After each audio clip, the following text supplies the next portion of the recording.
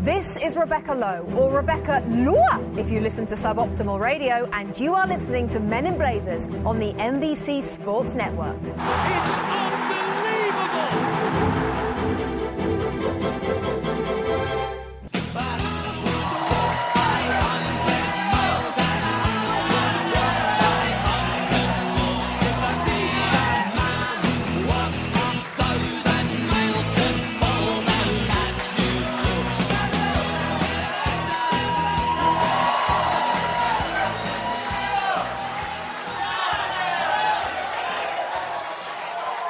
From the crack, part of Broadway. It's the Men in Blazers Night of 1,000 Stars! It's a special night. We are here to honour FIFA 15. Woo! Woo! The invisible hand behind the inexorable rise of soccer in the United States of America. Oh, Dave, a live show. I feel a little bit like Beyonce. Yeah. Looking at Jay-Z. It's striking Tomorrow the similarities. Night on HBO. Similar. Tomorrow we'll wear a lot more makeup. Yeah. I've got to say, I love FIFA. Can we hear it for FIFA? Yeah, well done. I love FIFA almost, not quite, but almost as much as Seth Blatter loves FIFA. Or Seth Blatter. Seth. I love his American Seth. cousin. Seth Blatter. Spell his name. It's the European version of S-E-T-H. Seth Blatter. I'd just say about FIFA, the first ever EA Sports FIFA game, 1993. This is the 21st version of EA Sports FIFA. Yeah. If the game was a person, it would only just be able to buy itself a Guinness. Oh. Yet it has changed the face of this country for us. It's the invisible hand that has propelled the love of the game we love in the country we love. That is a lot of love. Yeah. It's something I realized. I was with a lot of University of Alabama students. I don't know if anyone went to Bama here. And I love those guys. Yeah. They're not programmed genetically to love soccer. No. Not so much. One of them I met, he said, when we first grew up with soccer, we were taught that it was a communist sport. Yeah. And they all adored EA Sports FIFA. And I asked them why, and they said it was so simple to learn, but you quickly learned there was a lot you didn't know, but you could play it so quickly. And they said very soon we were learning to get over love breakups we had with 9-hour online EA Sports FIFA binges.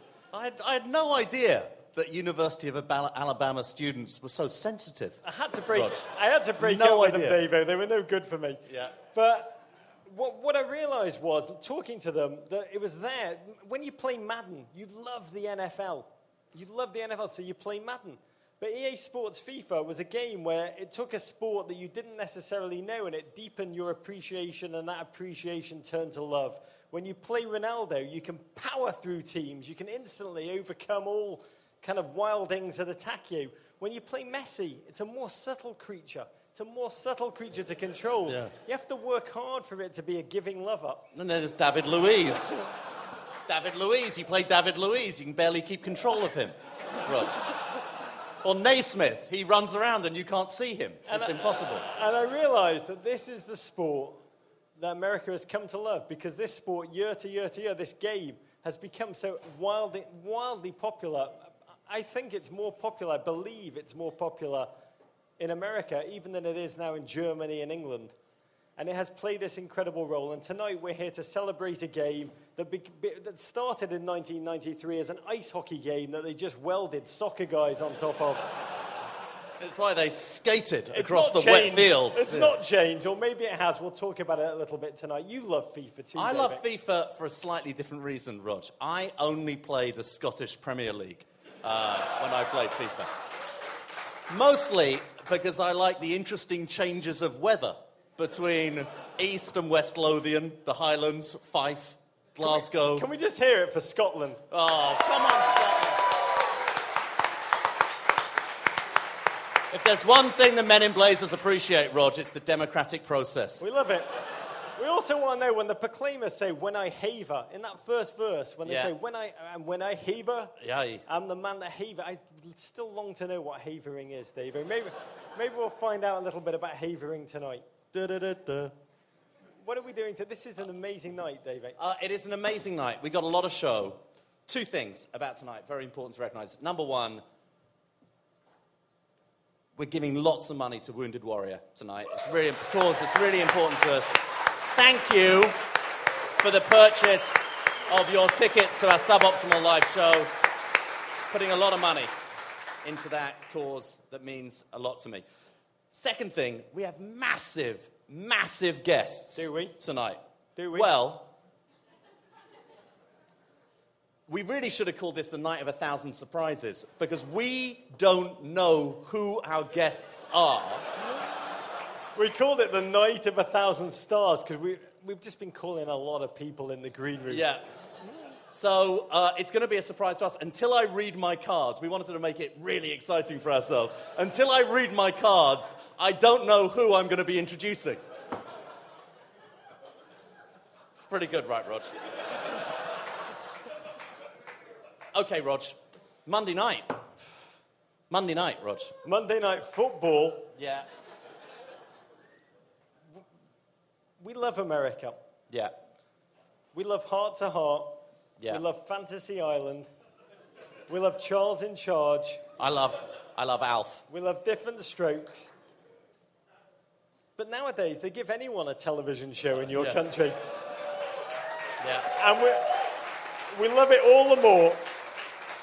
At 10 p.m. Eastern Time on NBCSN. Yeah, that's what it's called. The Men in Blazers show.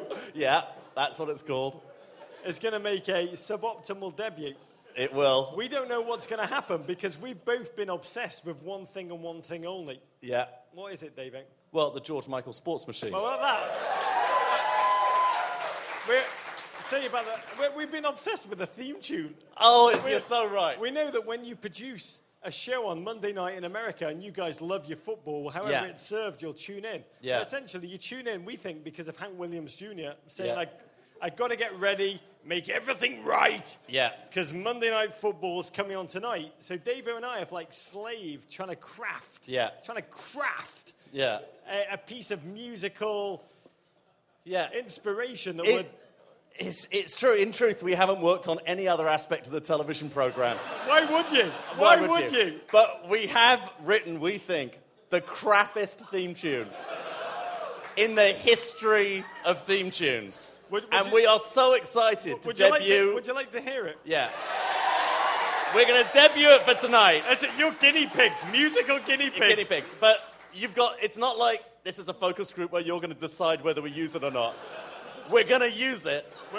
And even if you hate it, I promise you, you're going to be singing it to yourself. We paid Lionel Richie already, so we're going to use it. Done. Okay, so JW, let's hit it. Yeah, yeah, yeah. Who's in the mood for some football? Yo, yo, yo. Let's watch some football. Now everybody. Come on, everybody. Yeah, yeah, yeah. Yo, yo, yo. Let's watch some football.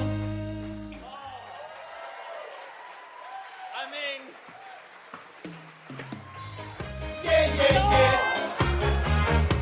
Who's in the mood for some football? Yo, yo, yo. Let's watch some football. Now everybody. Come on, everybody. Oh, my God, that is total shit.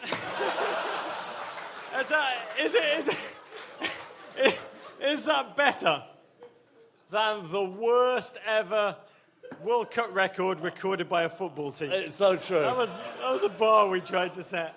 The people at the real Monday Night Football are going to hear that and they're going to think we're taking the piss. They're going to quake in their boots, David. Do you hear us coming? Yeah, that's so good. Anyway, Rog, to the David. guests. To the guests! To the guests. Okay. I'm now going to read who our first guest is. Dana Plato was not available. It's not Dana Plato. Okay, our first guest. Yes. One of the most talked about athlete acquisitions of the summer.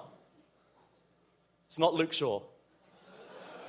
Joining another bona fide superstar on a team hungry for glory. I'm not talking about Lukaku joining Stephen Naismith at Everton. This man is a 3-time NBA All-Star, an Olympic gold medalist, one of the newest members of America's darlings, the Cleveland Cavaliers. Ladies and gentlemen, Mr. Kevin Love. Who's in the mood for some football? Yo, yo, yo. Let's watch some football. Now everybody. Come on, everybody. Yeah, yeah, yeah. How's everybody doing? How excited are you, first of all, to be the first ever massive celebrity athlete guest to make your entrance to the crappiest theme tune ever written in the history of sports media? Well, I can see that I'm a little overdressed. Yeah. I've got to do my button up over there. It's very good. Well, So I can good. smell the axe. You guys So have good. beer, I have water. That's why I am uptight and you guys are loose. Okay, let's do It's this. so good. Anyway, let's keep it great. You are a man of style, Yep. Kevin Love. The reason you are dressed so well today, you've been down in Washington, D.C. I have, yes. I've been at the White House. I did a PSA for sexual assault called It's On Us. So I was there being, as a part of that, President Obama, Vice President Biden. It was quite a bit of fun, but I'm here to talk a little footy. So. Wow, that's so good. You're a man of style. GQ did an interview with you recently. You described your own style as having a rugged swag feel.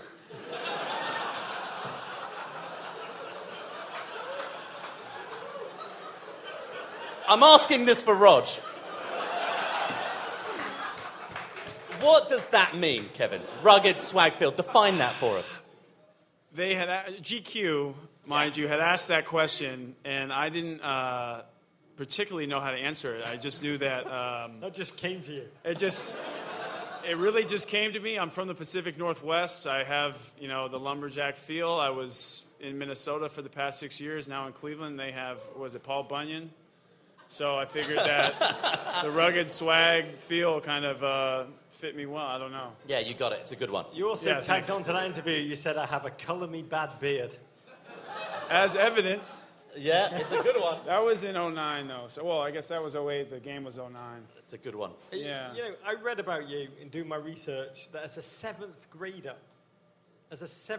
you could dunk a basketball, Kevin. Now, I'm a man who's obsessed, as many of our listeners know, with every life has a high point in its life. What was yours? After which, It's right now. sixth grade when I dunked a basketball. Oh, wow. So, I would've never guessed. every life has a moment where you, I'm not sure if you recognize it or not, but life is not going to get any better than that. And I want to ask you, seriously, as a 12 or 13-year-old, when you could dunk a basketball and you essentially had magical powers akin to Peter Parker realizing he could, lift the car. Everything since then has been a major letdown, yes. That's what he wants to hear. How did it feel like to be able to do something so aspirational so young? It was, especially being a white boy, being able to get up there and dunk it. And when I was 13, 14 years old, it was gratifying because that was something that I'd always wanted to do now that I knew that I was there. I had to graduate from the one hand, kind of toilet bowl dunk, into getting it clean, into the two hand, and so on and so forth. And I kind of stopped there, unfortunately. So that box is yet to be ticked by me.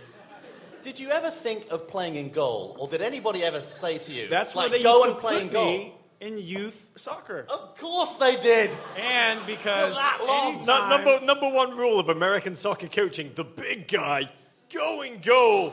anytime I moved up and I was a striker, I toe punted the shit out of the ball. I'm allowed to say shit, Yes, right? you are. Yeah, clearly. Okay. And I would, just, it'll be a knuckleball, or I'd miss the goal by Yeah. quite a bit. Were you good in goal? No.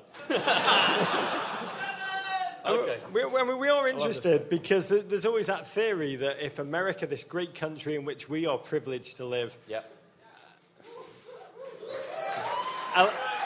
empowered its elite athletes to play soccer instead of gravitating towards sports on the decline, then the US would win the World Cup sooner than like 2018 or 2022. If they stop putting the big guy in goal, what's your take on that theory? I mean, we have big enough guys that we can put a big guy in goal. We'll get who would you guys like to see in goal from the NBA? LeBron.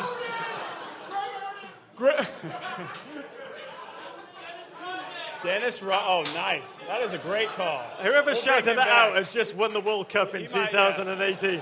We're on He'll it. be on the, Dennis Rodman would make it through a soccer game, an international soccer game, for about 2 minutes before being red carded. He wouldn't make it through. probably He's true. the Hope Solo of men's soccer. Too soon. Let me Definitely too soon. Let me ask you a question. You are...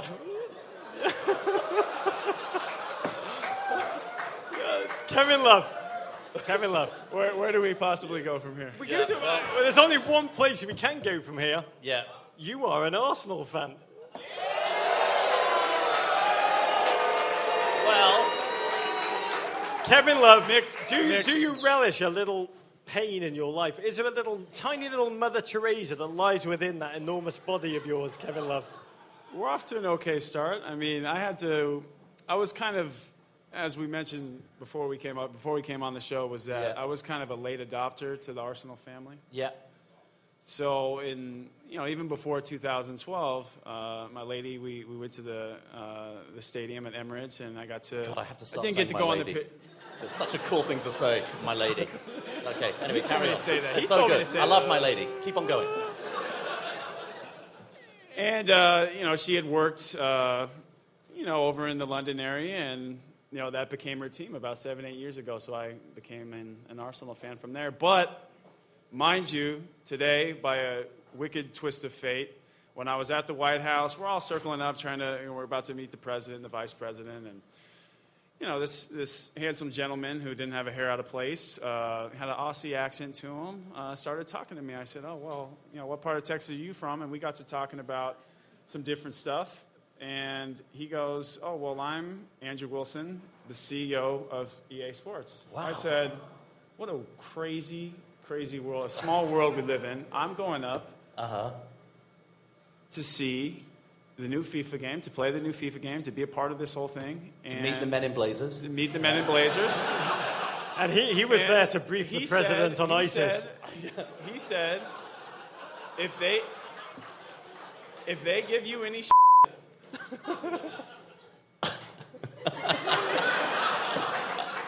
tell them that the boss is watching. Okay. We will behave ourselves. See, I figured that it's perfect for an NBA player to be an Arsenal fan, because how quickly, when after a basket is scored at one end, or after one team looks like they're about to score a basket, how quickly in transition could another team get all the way up the other end and score at the other end? Like, I don't know, with LeBron, like 3 seconds, because no team in history has conspired to be scored against I know what would for make you more happy. promises of attacking opportunity than Arsenal Football Club. I know it would make you happy. is if Mr. Wilson ends up sending me some Chelsea swag, huh? Yes, we love it. Chelsea You fans. got Chelsea fans in here? We'll take anyone. That was weak. We have one up close here. Come to the shed and we'll welcome you. It's a hospitable family club. You just need to turn up wearing blue and everyone's welcome at Stamford Bridge. Unless you're bald, apparently. So, big career move. You've gone to the Cavs. Read an interview with you back when you were with the Timberwolves, and you were asked who was the best video gamer in the Wolves locker room, and you said, if I say it's myself, they'll all laugh at me. But can you talk about the pressure you feel to fit into a new locker room's video game culture? Because there must be video game culture in a new locker room. The video game culture in the NBA and in sports is a real thing. It gets very intense, and when I was growing up, when I was part of the younger demographic, there were many broken systems and broken controllers because I would get infuriated when my older brother would beat me in just about every single game. And but when we actually played real sports, it was kind of the other way around, so it wasn't too bad. But the video game culture, yeah, is a real thing. If I would have said I was the best gamer, especially when it came to FIFA, mind you, they all would have laughed at me. I mean, I go back, I'm like the generation where it was like, you know, Super Nintendo, Sega Genesis, all the way up through, you know, I had the Dreamcast, so if we're playing like, you know, various different games, you know, I understand, but EA Sports FIFA, if I was to say I was the best player on my team, yeah, they would probably laugh at me and they would say, yeah, go ahead and pick Arsenal. Well, you're now with a new team. LeBron James. You can tell that he watches football. It looks like he's just gone to Wayne Rooney's barber. Here's a question that many of us are asking. Does he know that he owns a chunk of Liverpool Football Club? Is he aware of that? Yes, why do you ask? I can see there's a Liverpool fan. I think Arsenal will be ditched, Davo.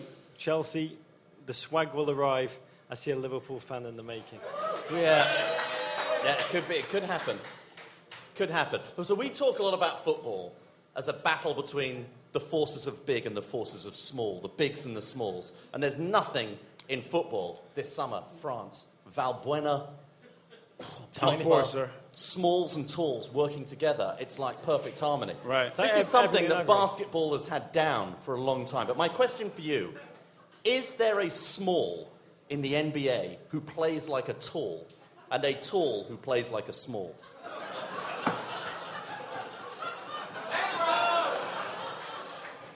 And if you want to add big bottoms or small bottoms to either of those categories, you're welcome. Well, yeah, naturally I could say Russell Westbrook. He definitely is a combo guard, guy that can play many positions. You know, he's a guy that kind of transcends the point guard position. Nobody has seen somebody that athletic at the point guard. So a small that plays tall, I'd probably say him. I mean, he's just an unbelievable athlete that could probably play a number of sports. And now a tall that plays small. Any suggestions? Hey, Scalabrini is a good player. When I first came to America, I lived in Orlando, Florida, and I went to the first ever Orlando Magic game. And our starting center was a man named Mark Akers. And the first time I was watching him practice, I saw Sam Vincent, who can't have been taller than 6'1", dunking over Mark Akers. He certainly played like a small. That was, you said that was 89? Yeah, that was one of the expansion worst. That was league. expansion franchise basketball. Yeah.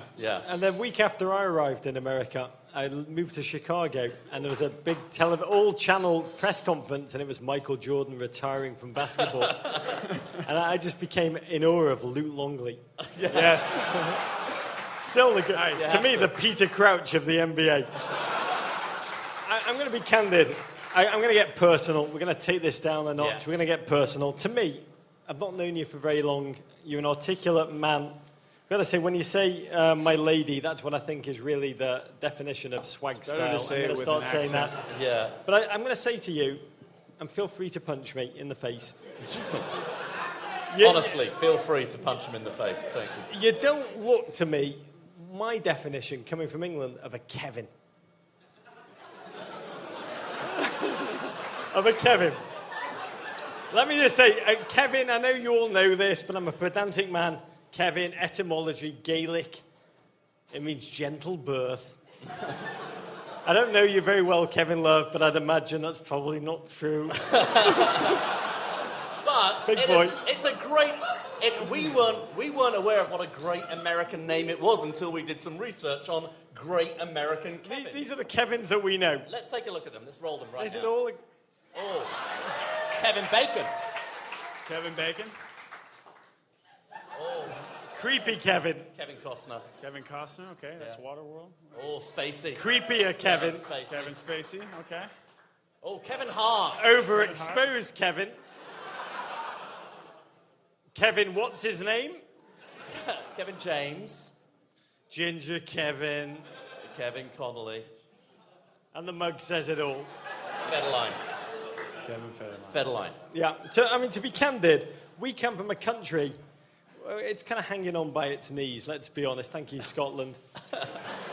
And Kevin is a proud tradition of Kevins, and football gives us so many Kevins, right, Davo, that we draw upon as inspiration and role model. Oh, great footballing Kevins. Here we go. Oh. Kevin Kilban. Kilban. Oh, that's a moustache. Kevin Richardson. He's a great one. Oh, Sheedy, God. Yeah. Campbell, Godder. Yeah, it's a good one. Oh, De Bruyne. Pig farmer. De Bruyne. Oh, Prince Boateng. Kevin. Another Kevin. Super Kev. Oh, Super Kev. If you grew up in England, Kevin Love, you would be called R. Kev. Our Kev. That's what they call. They wouldn't call you Kevin Love, they call you R. Kev. And R. Kev with a big dunk. Yeah. Do you feel... I'm going to undermine my... I love America for many reasons. I love America because it's the country that's given us great names. Billy Ocean. Best name ever. Let's hear it for Billy Ocean. There's no better name than Billy Ocean. Well, there is. God Shamagod. That's a good name. That's a great name. And Coco Crisp. I think Coco Crisp. That's a good name. There you go. We have names that I wish that my name was Hamish. I always wish Hamish Davish would have been a great name. Rog, you have a name you wish... I hate the name Roger. I didn't hate it till this afternoon at 3 o'clock. But I've got to tell you, I'm ashamed to be called Roger today. I wish my name was Reuben. Reuben Bennett.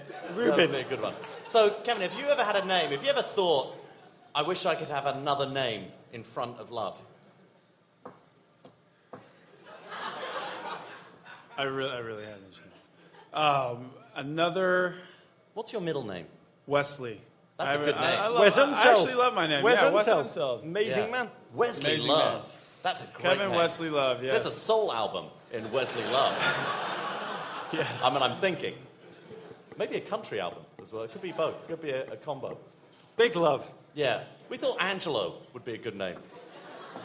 Angelo, like he's an Angelo- Irish soul singer. Angelo Love. Angelo Love. Yeah, could have been that. Puppy Love.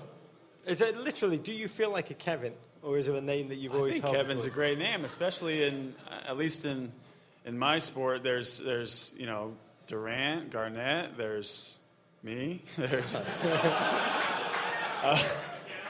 McHale. There's that's a Kevin good one. Johnson. He's a mayor. I mean, Kevin KJ. Johnson. KJ. I like that. KJ. Yeah. Cool. Okay, so basically what you're saying is our theory about Kevin not being a huge American name is completely and utterly crap. In so many words, yes. Pretty much par for the course. So you excited about FIFA? Excited about the new game? Yeah, I was just playing it back there. I was trying to get Joe on the sticks, but he was playing with his team, Cameroon, and I was playing with the U.S. team. Okay, well, we have no idea who's coming up next, don't so know we don't who's know going who you're talking about. Don't know who you're talking about. Spoiler alert, sorry guys. And you're That's talking my about bad. Joe Pesci, who's backstage. Joe Pesci. He's a massive FIFA player. fan. And we're Loves honestly, Cameroon. I'm acting like you guys. Rosie. I walked in here, I had no idea. That's my bad, everybody. Yeah. Seriously, my sincerest Looking apologies. forward to it. Kevin Love. Oh, good Kev. luck. Oh, Kev. Our Kev. Good luck this Kev. season in Cleveland. That's going to be Thank you. one Thank you. hell of a franchise. Thank you for not only coming here today, but the important work you're doing down in Washington, D.C., that is fantastic, the fact that you care enough about that to go and do it. Thank you for your support of FIFA. Ladies and gentlemen, Kevin Love! Thank you. Thank you.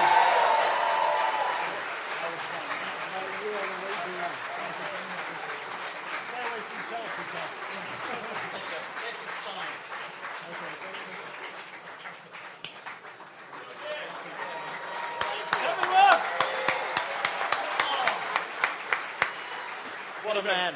You got my cards. David, you got my cards. What? You got my cards. Oh, that makes a lot of sense now. We had each other's cards. Okay, Rog. David. Second guest, not such a big surprise, but very, very important for us. I think he should call himself Puppy Love. Yeah, Puppy Love would be a good name. Okay, simmer everybody. We're here to celebrate the birth of a game, FIFA 15. In those instances, we always like to bring on the proud father to give him a shake of the hand and pat on the back. So it's our honour to welcome to the stage a man who has worked at EA Sports for 22 years, Rog. My God, that is before computers were even invented. Back then, I've got to tell, EA Sports made games that were invented to be played on an abacus. This is a man born in Manchester, brought up in Ascot, that's in the south, but somehow became a Liverpool fan. That's what happens when North and South collide. Yeah, that's football for you. Welcome to the stage, senior producer of the FIFA franchise, Mr. Nick Shannon.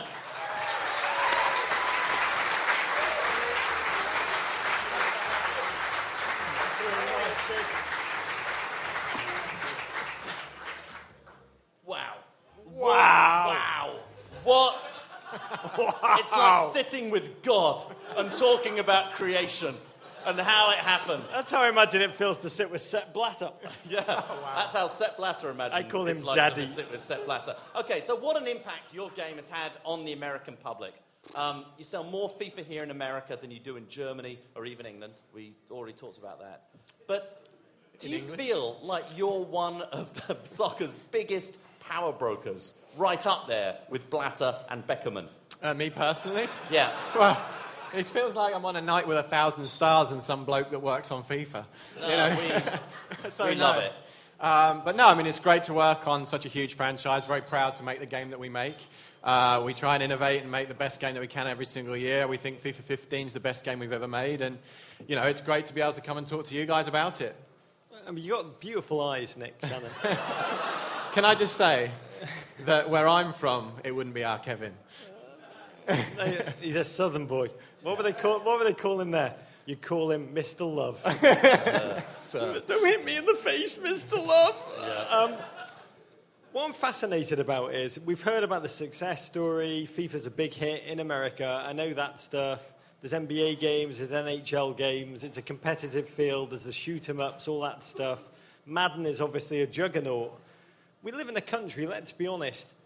When I moved here in 1994, people were not embracing soccer like it was a victorious hero returning to liberate our lands. Yeah, soccer.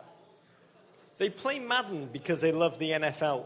But at the outset, the funny thing about EA Sports, which I kind of like the FIFA game, it propels people towards soccer who don't actually... it's like... I'm a big Paula Abdul fan. Yeah. She had a song called Opposites Attract. Oh, classic. I think that song was about EA Sports FIFA. It propels people who hate it towards the game in a loving embrace. What is it in your mind about the game that has allowed this thing to really take root in like a weed? Well, I think, first of all, you don't have to be tall. I mean, obviously, we've just seen Kevin Love come on, so that helps. And secondly, I think ultimately, you mentioned it earlier, the game is pretty straightforward to play. You don't have to run plays. You just get up, pick up, play. Kind of the hardest thing about soccer is offside, and it's pretty easy to understand after a while, especially when you get called offside quite a few times. So, it's keeping... Even Jacko. Yeah. And ultimately, I think, we've obviously tried to, as I say, innovate each year over the last couple of years, and we've tried to make the best game we can, and people sort of transcend to that, a really good sports game at the end of the day. So FIFA 15 out this week, but I imagine you're already in the cycle for future FIFA games. How do you get your head around that? How do you deal with that? Well, I mean, ultimately, I think everyone's here because they love football, they love soccer. Yeah. And, we all get very fortunate to work on a game, on a sport that we love. So we watch the game every single week. We're really, fortunate now we get the games on NBC every week. So we watch and we get inspiration. We get the inspiration for the games just by watching. And we never run out of ideas. We make the game each year. There's lots of things we can't get to. Yeah. Every single year we're working on things for multiple years. This year we've introduced the goalkeepers. We've been working on that for more than 2 years. So we've always got technology in the background that we're looking to bring in, and then we look and be inspired by football at the end of the day. So Alexis Sanchez's goal celebration from last weekend, ripping the shirt off, abs. You look at that and you think, whoa, we might get that in. We'll see. Okay. I mean, I've got to say, we've been playing FIFA 15 all week, Yeah. which is why we've not prepared for this show. Yeah. The level of detail is unbelievable to me. I mean, you like Monet painting the Rouen Cathedral. It's like just absolutely obsessed with very similar details. I played in Bombonera. I played as Boca Juniors, and the crowd jumped so much during the game, it feels like my living room is shaking. Wow. I've got to leave Scotland. Don't, because I played Blackburn and it felt like, I swear someone urinated on me through a rolled-up program during the game. The goalkeepers, I've got to tell you, they're so unbelievable now. They even make Crazy Joe Hart seem like he can save a shot, which is somewhat mind-blowing. But it's the thing that amazed me most was the emotional intelligence of the footballers. I mean, I played Balotelli. He got angrier and angrier and angrier and angrier as the game went on. How can you improve this game? Honestly, there's what can point. You do? What more can you do? I made a short list. Okay, good one. Number 1, add the smell of pies. Brilliant. Smell of pies. But only at Wigan. Mainly at Wigan, but also everywhere else. Number 2, yeah. Have a single voice, scream obscenities, like you're watching an Everton game on NBC. A voice that sounds a lot like Rog. No. When you watch an Everton or Liverpool game, they always set the microphones just too close to some scouser who's like, yeah, the whole game. It's amazing. I love it. Even if we're 3-0 down, I love watching. Is there a point where you're just like, we're dropping the microphone with this game because it's perfect? No, I mean, I don't think so. I mean, as I say, we're really happy with FIFA 15 this year, but it gives us inspiration to move forward again next year. And again, like I say, we get inspired each week, but there's lots of things we still want to do. I mean, being able to add in all the Premier League players this year, we scanned every single stadium. We now had the ability to add 200 more players and actually scanned all of their heads. Those kind of things, just be able to go around, meet the players, put that kind of authenticity in, but also look at ways that we can improve the gameplay as well. At the end of the day, gameplay is the most important thing, and we'll always be driving to make that the best we can. How do you know when it's done? I'm sure you're a perfectionist. The game? Uber perfectionist. When's it done? Well, I think this year we talked about the emotion. You talked about the intelligence of the game. We're tracking the emotion of all players. We've added a lot of new crowds. Crowd chants. We brought in the cop at Anfield, which for me is fantastic.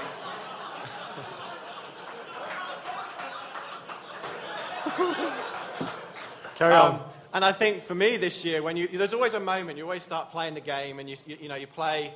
This just a couple of months ago where we were playing, and I scored with Steven Gerrard, a winner, 90th minute winner. We went into the corner, and you can touch the corner flags now, which is it's a big deal. You can also have 10-man celebrations, and Gerrard went to the corner, slid on his knees, all the teammates piled in next to him, the crops going mad. I don't think it was Everton, I'm not sure. I can't remember who the away team was. But let's pretend it was Everton. It was it certainly wasn't Chelsea. Mad. Yeah, exactly. He didn't slip. And then the goal was scored, going back to the centre circle, a kick-off, and the cop singing "You Will Never Walk Alone." And to me, that was the emotional part of the game which we wanted to create. So we've just understood the motivation of this game. It's for one man to build something that can exist only in his dream life. This is, by the way, which is very similar to actual FIFA. Yeah. Which is very true. Thank you. Nick, the FIFA feature we love most, honestly, being control freaks. is FUT. FIFA Ultimate Team. Oh, I love it. You have to be careful. I know, I was wondering where you were going with that, Rod. Yeah. I mean, go. Arsene Wenger said today, there's a lot of people who think they're tacticians, but they're not paid for it. FUT is where you get to live out your kind of fantasies about tactics and show that Arsene doesn't know what he's talking about. I mean, last year also, you added all these kind of classic names to the mix. Like, you could have Valderrama line up in the midfield alongside Gareth Barry and just be, wow. Yeah. So, you were very engaging because we knew you were coming on. Davo challenged me to a game, which you simulated. Yeah. We both picked a team. Yeah. And I believe you played. Can you describe how you kind of programmed it last night? What, the actual game? Yeah. Well, we're going to announce our teams, but you tell us what you did with these teams. Yeah, I am. I have it here. No, but you played them, simulated them thousands of times, right? Yes. Yeah, many. Okay. So Dave and I picked two teams. This is my team. Okay, Rod, do your team. All right. It's a bit blurry. This is my best 11 currently in football. Yeah. In goal, I've got to go for America's number one. Brad Guzan. Brad Guzan. I love a polar bear in goal. Back line, Leighton Baines. I love Pride and Prejudice. Bobby Moore, the first gentleman of English football, sure at that centre-back position. And then I needed the 27th gentleman of Brazilian football, Thiago Silva, to just slot in alongside him. Right back, Philip Lahm. I like my right back to look just like German Lisa Minnelli. All right, you need a small and a tall at the heart of midfield. David Silva, Yaya Toure. You're on. In the game, not in real life, in the game. And then I needed the best midfielder in the world to play right behind them. Can we hear it for Kyle Beckerman, number 5?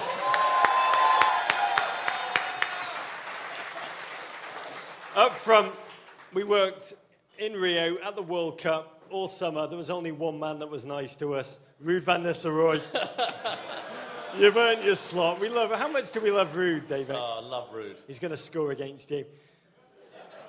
And then the two best attackers in world football in tandem, a duo as harmonious as Stevie Wonder and Paul McCartney, Julian Green and Stephen Naismith. What you cannot see, you cannot defend. I had the good fortune of having a spy in your camp who leaked to me the details of your team. So all I had to do was construct a team who I believe man for man could beat your team. In goal, I raise your US number one with the greatest US number one of all time, Tim Howard, in goal. One of my own! At left back, I'm still confident Ashley Cole can outplay Leighton Baines. In centre back, Desai and Beckenbauer I've got in centre back. At right back, I know this is better, Roberto Carlos at right back. My midfield, this is both hard, creative and insane. Matic, Fabregas and Ruud Gullit. Is Kevin Love in your starting 11? I'll tell you, I quickly scratched him after he told me that he wasn't any good. And up front, an artist, Gianfranco Zola, Rog. The man with the greatest jazz hands in world football, Diego Costa. And the best young player in England, Raheem Sterling. That's my team. Let's find out what happened. Okay. How many computers program this? I imagine a big Russian supercomputer in the ears.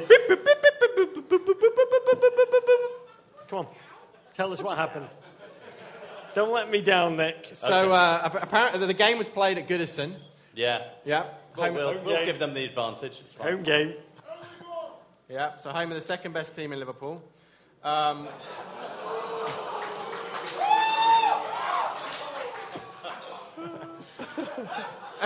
It was a tight opening game. It was tight in the opening. Yeah. Fabregas was clearly running it. You know, he was running it all from the midfield. Great passes up to Sterling. And then in the 27th minute, there was the first breakthrough. It says here that Ashley Cole sprung down the right, but I'm sure it was the left. Hopefully it was the left. And he found Raheem Sterling in stride, who then lobbed it up to Matic, and it was 1-0. Wow, Matic scored. Yeah. Whoa, this is going to be a good day. There you go. Wow, Rog. By the way, we did this for the World Cup. We got to pick our greatest ever World Cup games. And I felt obliged to pick Alexi Lalas at centre-back out of every single World Cup player I could pick from the whole World Cup ever. And he got sent off. We did this. He got sent off on 11 minutes for 2 yellow cards. By the way, I got beat 12-0. Okay, then what happened? We scored too early, didn't we? Well, we'll see. I don't know. Okay. So basically, it was the game really started going, and in the 41st minute, Yeah. and a brilliant individual effort from Julian Green. Good driver, Bennett time! He danced past Desai, Yeah. Well, he's quite old now, to say. pushed forward into the box, and strikes a curler past Howard at the far post. Wow. Always choose a bar mitzvah boy. Yeah. So it was 1-1 at half-time. Wow, good. That was almost Ivor Bennett time that he scored, Rog. Anyway, carry on. So second half. So good team talk to half-time. Yeah. And as we return, Yeah. it is from the Hullet plays through a masterful ball. Yeah. Lahm slips, Oh, of course he does. finds Zola on the run, Yeah. misses the challenge of Guzan, and Yeah. a little cheeky chip brings you back in the lead 2-1. Wow, he's an artist. He's an artist, Zola. Gianfranco Zola. Anyway, okay, 2-1 up. 2-1 up. 88th minute. It's Yaya. Yes! Get in! Get in! Who loses the ball. Yeah. Oh. No, I'm joking. Okay. He beats Beckenbauer, Yeah. leaves Roberto Carlos for dead. Yeah. And, actually, no, sorry. Leaves him with no choice, and Roberto Carlos takes him out. Yeah. Yellow card, not sent off, yellow card. Wow. So the ball's just outside the box. Yeah. Who's going to take the free kick? Naismith. He's invisible. You can't see him. You don't know when he's going to take the free kick. I mean, yes. Yeah. Anyway, he drives it over the wall. Yeah. Takes a slight deflection. Goes in. Yeah! Sorry, David. That's okay. It's 2-2. Okay. I 2 love minutes life. left. I love life. 5 minutes of 5 minutes of added time. Oh, what? Yeah. Yeah. I don't like where this is heading. I think it's a bit of that. Okay. So Howard rolls it out Yeah. to Roberto Carlos. Yeah. Pushes it onto Matic again. Oh, my God. Lynch. Who's got space down on the left-hand side. Everyone's forward. Diego Costa rises Oh, out of the rises mayhem. so well. And a clean header in the top corner. Game Jazz hands! Jazz hands! Jazz hands. Jazz hands. So 3-2 to my 3-2. team, final result. Good game, Rog. Well played. You put in a good effort. Oh, Davo. Vince Lombardi once said, "Show me a good loser, and I'll show you a loser." Nick, thanks for coming on. Brilliant. Get him off, David. You good? Give him a mug. Give him a, So, give him a mug, David. so what is the one feature you are most excited about, Nick, for people to know about FIFA 15? What is the one thing that you need our GFOPs to take out of here tonight and spread the evangelical message of FIFA 15 for you? Well, I mean, the biggest feature we're really proud of, actually, is just the responsiveness of the game this year. We got a lot of feedback. Is there any? I assume some people in here play FIFA? Yes. Well, thank you. Well, first of all, thank you. And we got a lot of feedback last year that at times the game didn't feel quite as responsive as you guys would like. So we've done a lot of work. We've completely rewritten all of our dribbling. Not enough. We've rewritten just turns on defending as well. So the game feels a lot more responsive. But one of the little features as well that we haven't talked a lot about, or at all actually, is just lighting. We've completely changed the lighting, and I'd suggest that you all, because it does, go into the settings and change to like 5:30 in the autumn, because that lighting looks spectacular. Yeah. No, it looks way more realistic, just the pitch the Yeah. whole time. Anyway, thank you very much, the god, the creator, the supervising producer of FIFA 15, Mr. Nick Shannon. that, man.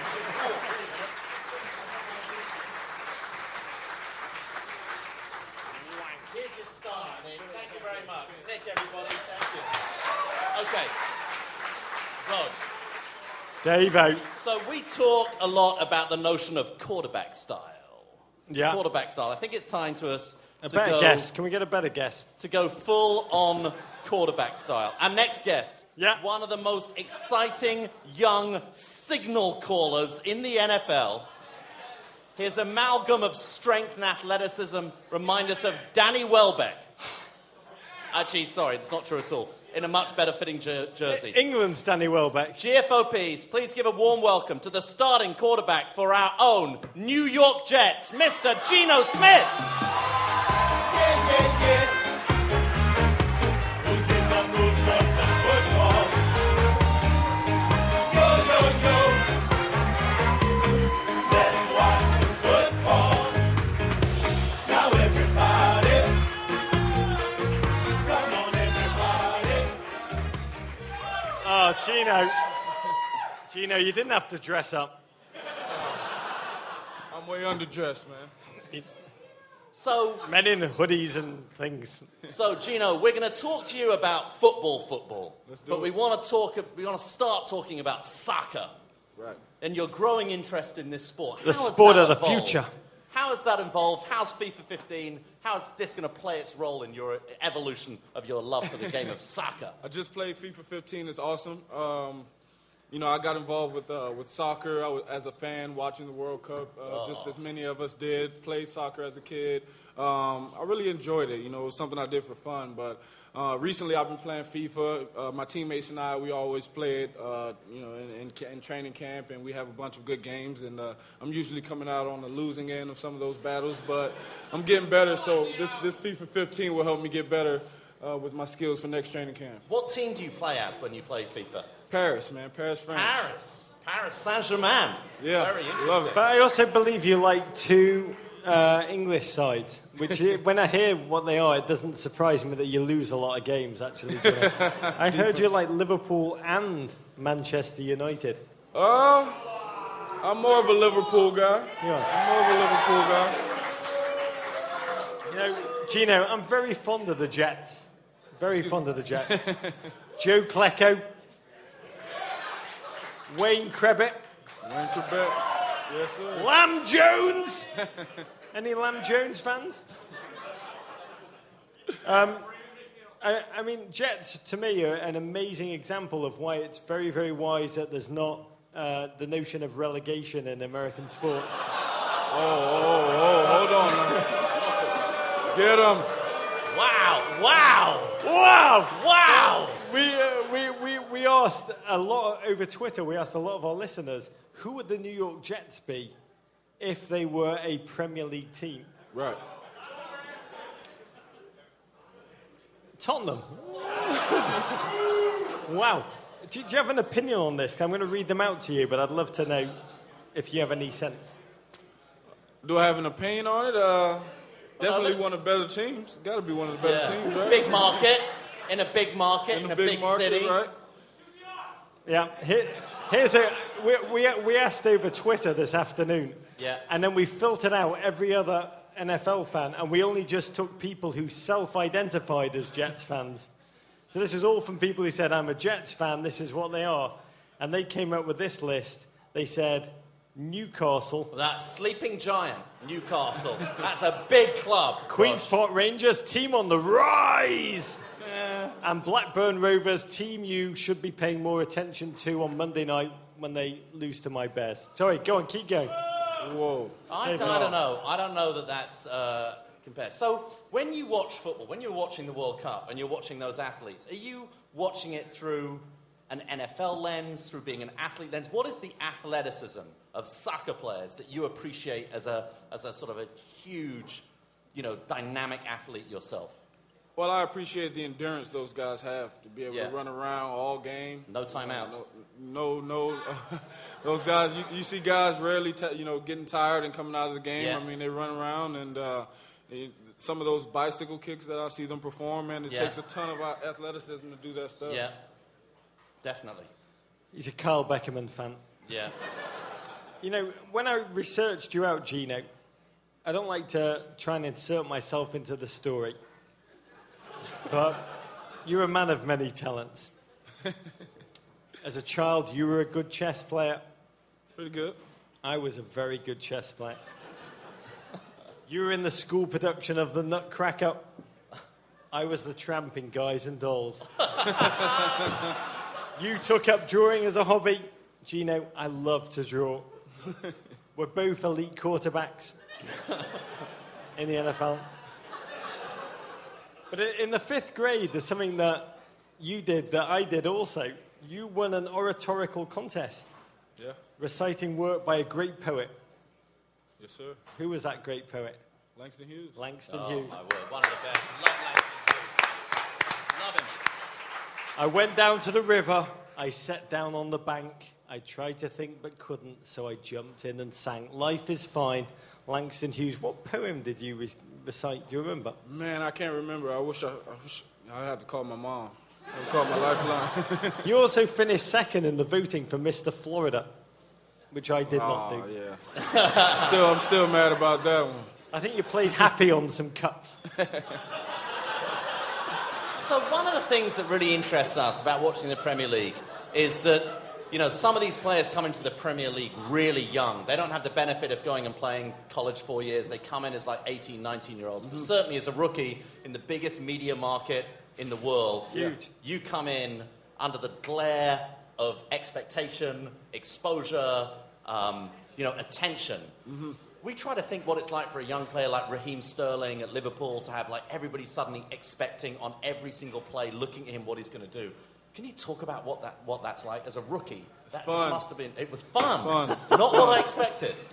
I mean, everyone expects you to play great, and you expect that from yourself. You know, it's fun. It's a game that we've always played. Obviously, it's on a higher level, and the stakes are higher, but it's fun, man. To be able to go out there and play a game that I love is something that I wouldn't trade for the world. Yeah, sure.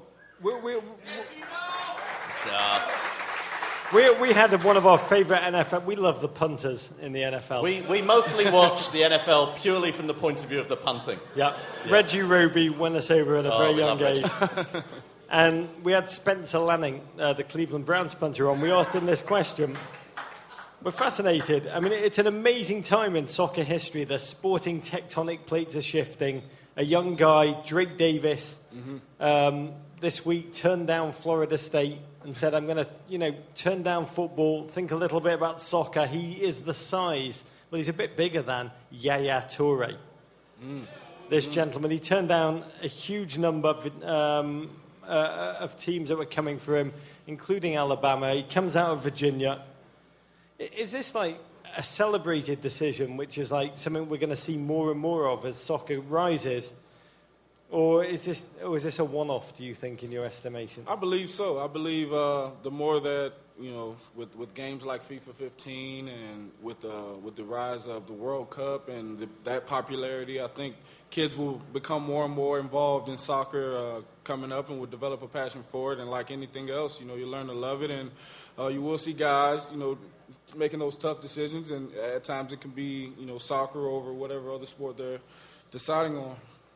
Last thing for me, so you were, if not the first, one of the first signings for Jay-Z and his sports agency. You must hang out with him all the time. What's he like? What's it like hanging out? Honestly, we're both two very busy men, so we hang out very sparingly. But he's a great guy. Great guy. Good fun guy to be around. Something else I notice is that you're here in the biggest media market in the world. I rarely see, photographs of you in the press. The paparazzi, they get Rog more than they get you. That's good. That's the way I like it. They always think they're shooting the Ukrainian president when they shoot How do you stay so stealthy and undercover in this city and you don't get followed everywhere you go? Well, they don't have paparazzi in the film room, so that's where I'm always at. So you don't have to worry about it. Oh, good for you. Good for you. Brilliant. Well, Geno, really, really good luck from both of us, from all of our GFOPs for the rest of the season. Thank you. There's nothing I would like to see more than the Jets take us to the Super Bowl, to win it. It'd make me so happy. I love the colour green. Yeah. I'm with the Jets as I love the green, and I prefer your green to the Eagles' green. It's a slightly odd green, I've always felt. I like your green. The Eagles' green, it's like Plymouth Argyle. I don't like that green. I love your green. So good luck to you rest of the season. Enjoy FIFA 15. Thank you. Ladies and gentlemen, Geno Smith. Thank you. Take a seat.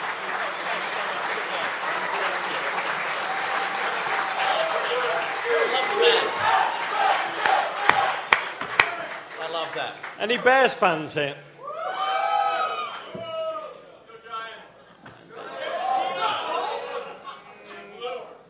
Wow. Bear down, Geno. Bear down.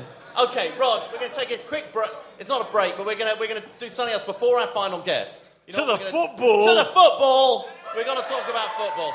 Okay, Rog, big news. Massive, big, wow news. MLS. An MLS. It is not the MLS. It is not MLS. It is an MLS. Let's get that right. They got a new look. Here's the logo. What do you think? I love it. And logo. I love it. Any logo in this digital age has to look good at tiny and it has to look good at massive. I know as an Everton fan, we got very, very sensitive reactions to new logos. But I like this one because it's got the thickening.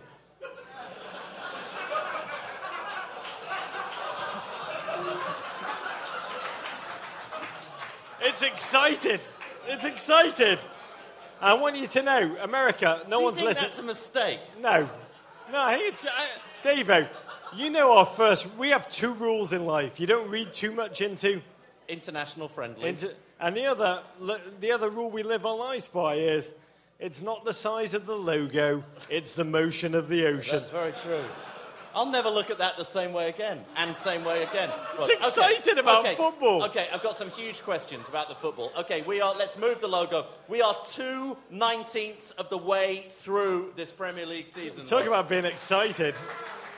We don't even look at the table until we're at least 3/19 or 4/19 of the way through, Rog.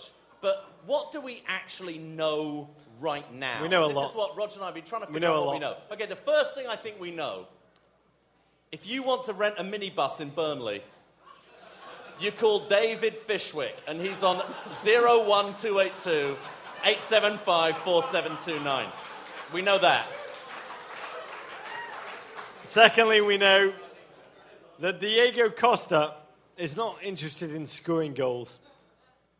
He's driven single-handedly, like a madman, motivated to mount the biggest jazz hands revival since Bob Fosse first unleashed Pippin on Broadway. He also goes jazz fingers occasionally. Yeah, that's for his hat-trick, David. Yeah, and he goes jazz hands. Okay, I think we know this. The best English strikers are actually defenders raised in Portugal. The dire wolf. The dire wolf. Okay, do we know anything else, Rog? Well, I'll tell you what, that's all amateur hour crap compared to our next guest. Oh. We're going to bring onto stage the single man who I think had the best American World Cup of 2004, David. Yeah, and I think we've all got to sing a song to welcome him on right now. Let's do it, David. I said a pull car blows your mind, said pull car blows your mind. I said pull car blows your mind, said pull car blows your mind. Say what? I said pull car blows your mind, said pull car blows your mind.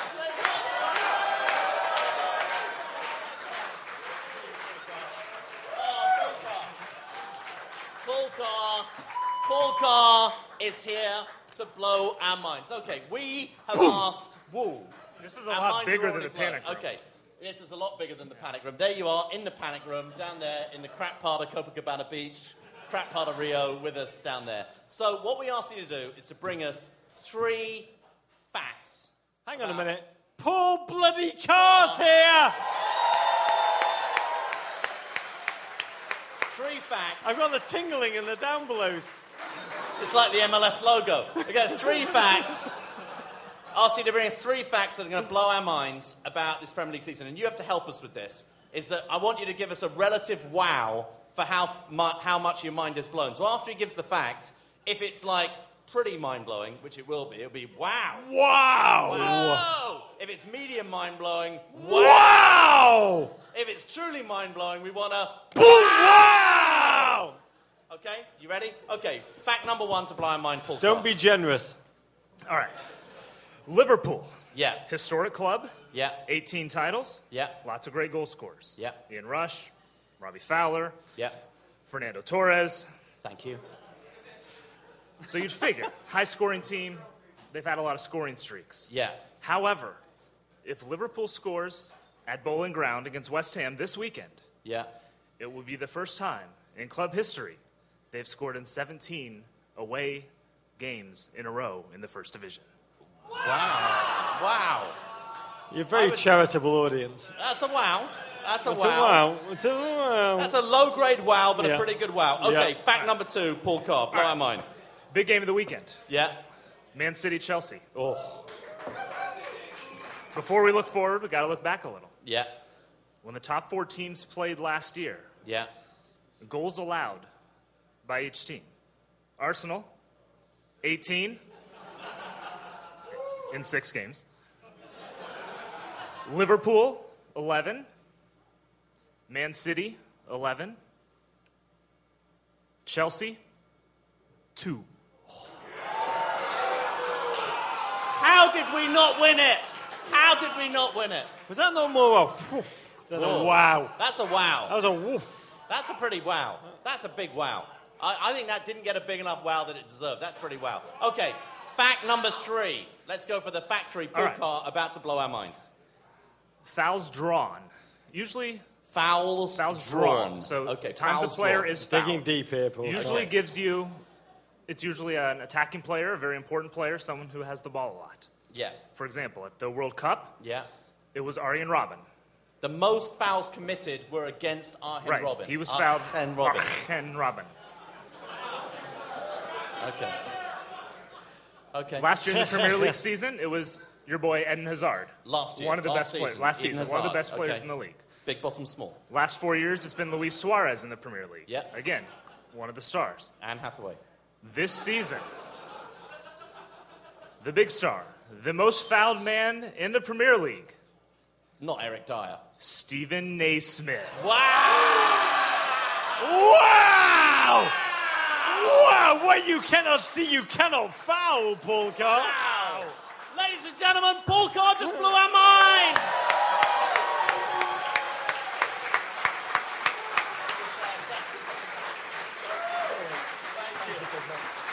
Okay. Whoa. Wow. I wish you could smell him. He's amazing. Rog, I just turned over the card. Our final guest. An even bigger get than Paul Carr. Is Paul Carr's dad coming up? Yeah.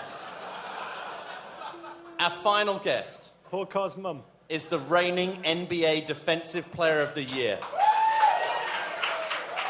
He swats shots and grabs rebounds with a tenacity that makes Lee Catamol look like an overindulged house cat.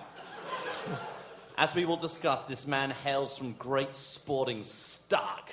His father just happens to be our favourite French tennis player of all time. Ladies and gentlemen, Henri Leconte. welcome back to his hometown. A man who could play for almost as many national teams as Adnan Januzaj. The Chicago Bulls, Mr. Joakim Noah! Who's in the mood for some football? Yo, yo, yo. Let's watch some football. Now everybody, Take a seat. come on everybody. First of all, the part of town... Go play for the Knicks. I love that. First thing. You gotta love New York fans. Were you aiming at me? I'm not ready to sign. So, for those of you not from New York who just come in, the part of town we're in, other than being called the crap part of Broadway, is called Hell's Kitchen. You used to live just blocks away from here as a kid. Like, how close are we to your old hood? Yeah, I could walk to my old building, you know. Wow. 51st Street, 10th Avenue, that's where I grew up. Wow. Wow. Hell's Kitchen, baby. Hell's Kitchen. before the strippers moved in. It's amazing. Strippers, they always move in for a reason. It's all good. I mean, you are New York born, of French, Swedish, and Cameroonian descent. Wow. Yes. You've got more identities in pistachio disguise heat.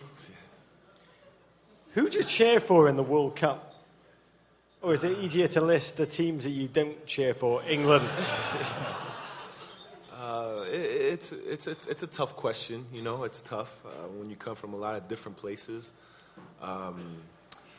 For some reason, I wasn't for USA though. I mean, I don't know. I just the I believe that we will win chant. I was like, we gotta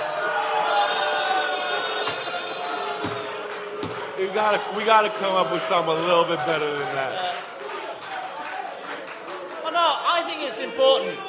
I think it's important that people should cheer for the teams that they truly feel called to cheer for, rather than jumping on some kind of bandwagon and do it. So I appreciate that. I like your honesty. I appreciate your honesty. How many athletes come out here and are honest? I love that. I appreciate it. So you went to the World Cup. You went down to Brazil. Yes. You were in Recife, the biblical flood, watching Germany play the US. Yes, that was a great match. Yeah, it was a great match. So you must see, despite you don't love the chants, you must see a lot of progress with that U.S. men's national team. No, definitely, and it's exciting. You know, I think that USA has ways to go in soccer, but you can see that there's definitely a fighting spirit, and you can see it right now. You know, a FIFA event. Look, in USA now, you got all the fans here from USA. Got fans now. Yeah, they take their soccer real serious now. You play, but are there parallels between defensive play? You know, you're a lot more than just a defensive player, but you are the NBA Defensive Player of the Year. Are there parallels in great defensive soccer players and playing great NBA defense? Is it a mindset rather than just the simple athleticism? No, I think it's team camaraderie. Yeah. You know, I think if you really care about winning, you know that defense is a part of it. Yeah. And you know that the better teams usually have a solid defense. Yeah. You are, I mean, you're more than defense. You're an intangible player. You're Defensive Player of the Year. You're all defensive first team. But you're also the all NBA first team. Who's the you of world football? When you look at world football, who do you look at and like, that's the Noah? I don't know. You know, I'm more of like an old school soccer guy. So the guy that I used to love watching was a guy called Edgar Davids. Oh, Edgar Davids, one of the greats. You know, I used to. Yeah. I just, the guy was such a warrior. You know, I'm not from Holland or anything, from the Netherlands, but at the end of the day, you got to give credit when credit is due. Edgar Davids. I love it. That's a really good one. You grew up watching PSG. Yes. I'm guessing they're your go-to team on FIFA now. Paris Saint-Germain. Yes. Are you able to play Zlatan in the game? And is he as outrageous in the game as he is in real life? Zlatan is the man. Yeah, and you're part Swedish also, so you've got to love him. I'm half Swedish, so, you know, we got a lot of love for the Zlatan. You know, he's got a lot of love for himself. Not only is he a great, you know, he's the man. Nobody's going to stop him, but I come from those PSG teams. I used to go watch George Weah. Does anyone remember George absolutely. Weah? Great African footballer. Those are the guys that I grew up watching, and then I moved to the States, and it's a little bit harder to watch soccer. And they were a very different team back then. They were a very, very different team. Who is the best Chicago Bull at playing FIFA? There was a guy... John Paxson. No, John Paxson is not a FIFA player. You know, we used to have a bull. His name was Luol Deng. Oh, so of the Great Britain national team. And yes. Yeah. And he was a hell of a soccer FIFA player. And now we have a guy, you know, who's just a PlayStation and Xbox geek, Taj Gibson, and he plays FIFA now. Wow. So, you know, we will be competing with Taj Gibson a lot this year. Wow, that's great to know. Yeah, I just lost $100 to Dave because I bet $100 on BJ Armstrong.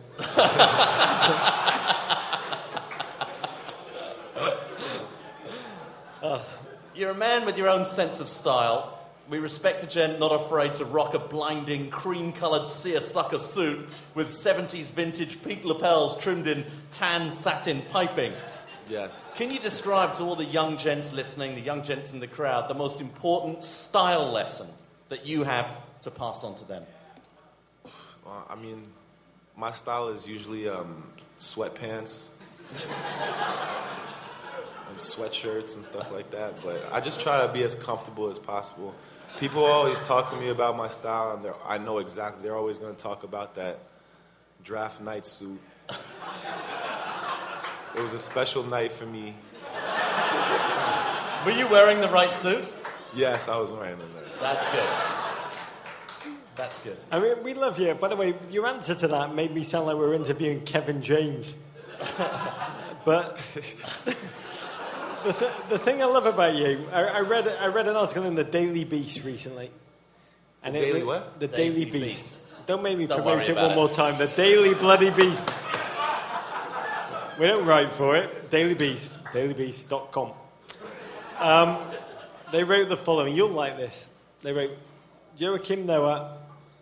I should have a deeper voice for this, Joakim. I'm nervous. They said, I'm nervous. Can you read this out for me? They say he has the manliest bun ever. I love the English accent. Good job there. They said he has the manliest bun ever. They said his top notch is a piece of pulled back hair that is a mangled ball of manliness. And when I thought about that, I thought first of the MLS logo. And MLS. And then I thought, as two bald men who spend a lot of time watching the Premier League, we think a lot about man-lead balls of manliness. Yeah. So we've gone to the Premier League and we've looked at soccer's best top notches. Can you take manly in a deep voice or not manly when we show you some of these guys? We need you to judge. Okay, let's go to them. Oh, first of all, Andy Carroll, no. David Beckham. No love for Beckham? Yeah. No love, okay. Khal Drogo. Manly. Pretty manly. Is that it for our manly? Zlatan. He looks like a ninja. I love it. Is he Oh, Beckham. Who's more manly than that man? That's a good one. Yes. Brilliant. Come on. I think that's the end of the slideshow. How are you there? Can you take that picture off? You're making me really. We're going to move. We're going to move from one guy, Zlatan, who is good, but to another footballer who is really good. Who's this, Jem? Yeah, Joakim Noah. That's my grandfather.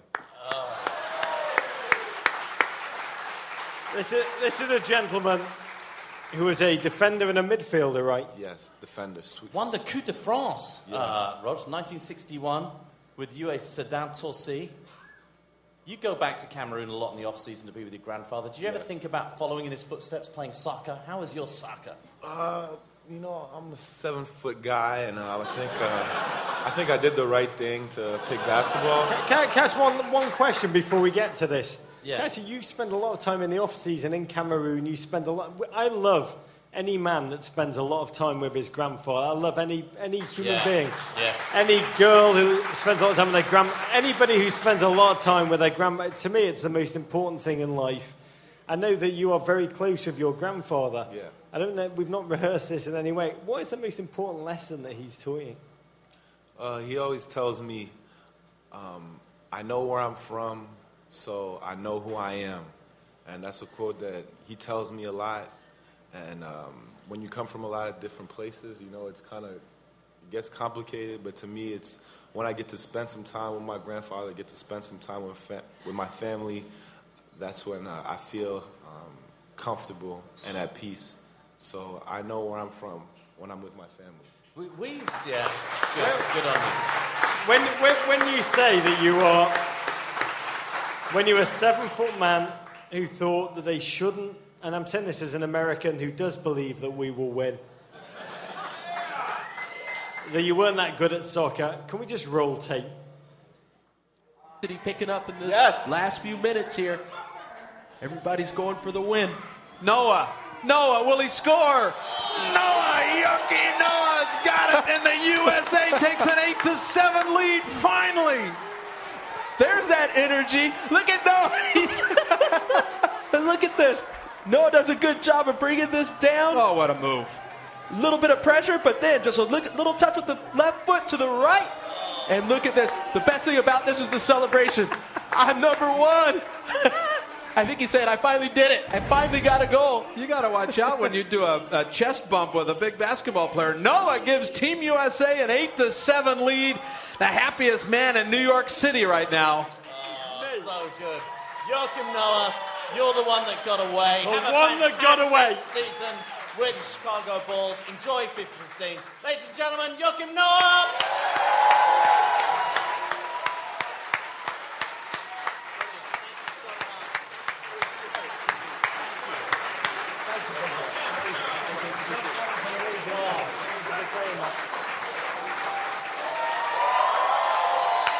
Joakim Noah! Brilliant. Oh, God. Wow. What a show. What a Rog. What a show. This weekend, guys, City, Chelsea, huge game coming up in the Premier League. That's like, for those of us that don't support City or Chelsea, that's like when Orlando Bloom and Justin Bieber had that fight in the nightclub in Ibiza. We're not quite sure who to support. Who do you want to win? Really? Orlando Bloom. All right. So, also a heroic but exhausted Everton. Always heroic. Whatever happens. We'll probably lose to Crystal Palace. Controlling expectations. I feel a darkness, honestly, for both of us this weekend. And I want to be positive and constructive about life because Davo's taught me that. He's positive. Always. I possibly am not. And so I want to be proactive. I live my life in the recovery position, perpetually in the recovery position. A lot of my life is about managing expectations, preparing for doom. And what better way to end the show than on a really down note? So, with some proactive medicine for the weekend ahead for all of you, and I see a lot of Everton shirts here, I see a lot of Everton fans, I see a lot of Chelsea fans here, I see a lot of Manchester United fans here too. So I'm doing it because you're playing Leicester, so you better get ready. Leicester. What better way? All I'll say is heal thyself, David. So we're going to bring to the stage, ladies and gentlemen, Broadway's Casey Chic, accompanied on guitar by Tim Quick, with a song that can make Roger's pain go away. The only song that can truly expunge all of the pain. Rog? Casey? Go ahead, Casey. Here we go.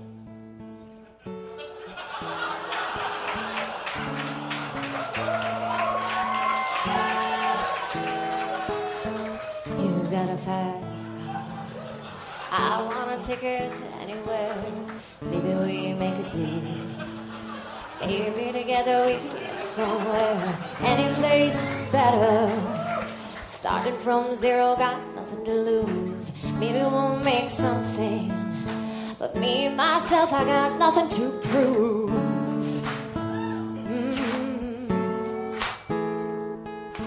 You got a fast car. I got a plan to get us out of here. I've been working at the convenience store. Managed to save just a little bit of money, and we won't have to drive too far. Just cross the border and into the city. You and I can both get jobs. Finally see what it means to be living.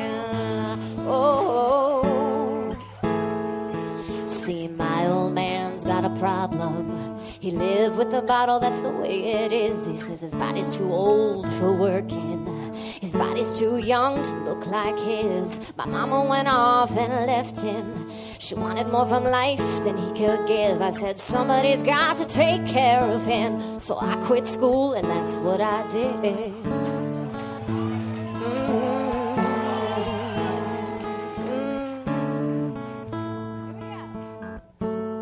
I remember we were driving in your car. Speed so fast, it like I was drunk.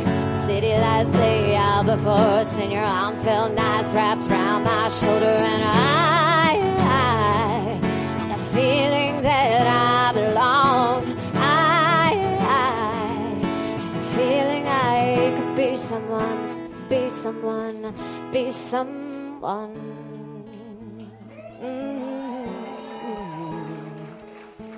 You got a fast car. I got a job that pays all our bills. You stay out drinking till late at the bar. See more of your friends than you do your kids. I'd always hoped for better. Maybe together you and me'd find it. If you got no plans and ain't going nowhere, then take your fast car and keep on driving.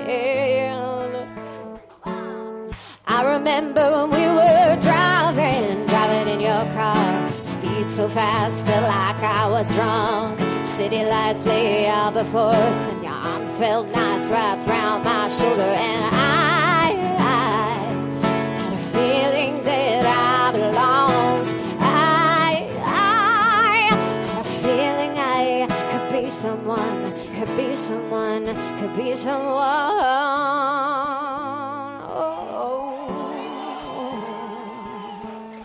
Got a fast car.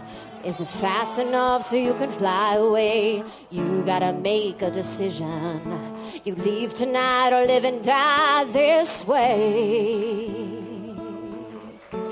Oh, die this way. I remember when we were driving in my car. Speed so fast, felt like I was drunk. City lights felt and your arm felt nice wrapped around my shoulder. And I had a feeling that I belonged. I had a feeling I could be someone, could be someone, could be someone.